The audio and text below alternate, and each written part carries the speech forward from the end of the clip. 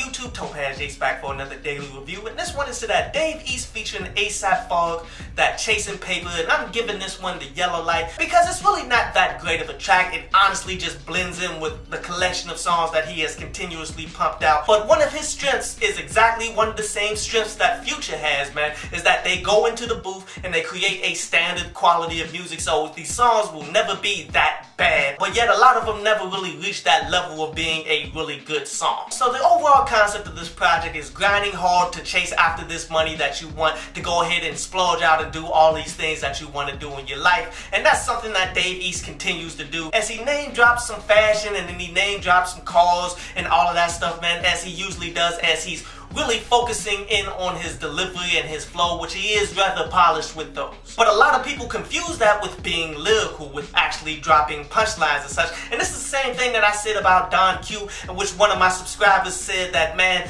Don Q just comes off as a lesser version of Dave East, and definitely because they rap about the same stuff. Now, ASAP Ferg actually made an attempt to be somewhat lyrical with some punchlines, but yet all of them rather fell flat because he's not strong lyrically himself. Like how he's saying that his diamonds are colder than Minnesota, obviously flat. Saying that he got white and black chicks like it's Clueless. Like Montel, this is how we do this, like, okay, another super flat punchline, but yet he's actually trying, he's actually thinking in that direction.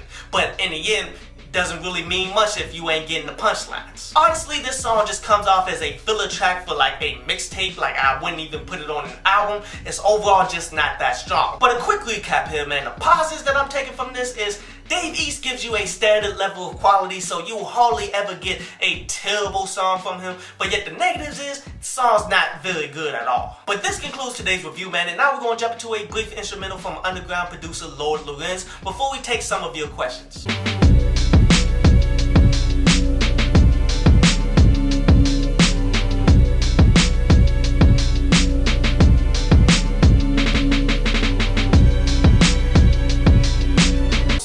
Says that Fat Joe should be ashamed of himself and retire because he let Remy Ma outdo him on that album and all that, man, and the album wasn't very good. And my thing is, not really. I mean, Remy Ma is dope. We can't take that away from her, and she may have papoose behind her every step of the way, especially seeing as though all of the money that she's making is going back to that household, so why not compile your powers together to do the best that you possibly can? I mean, with them having the #1 single last year and such, man, that should have definitely dedicated papoose, like, okay, we gonna do this, I'll be behind you every step of the way. So I'm really not taking any points away from Fat Joe, but yeah, it was rather obvious that Fat Joe did get outdueled there. So Yoshi said before Foxy Brown even did it and such, what do I think about Nicki Minaj going ahead and doing her verses on a takeover to come back at Remy Ma? And I said I'm against that. Simply put, that takeover joint got ate up by Nas's ether, so overall Jay-Z lost that battle. And two, the only advantage that Nicki Minaj would have over Remy Ma is creating a solid song over completely original music and such,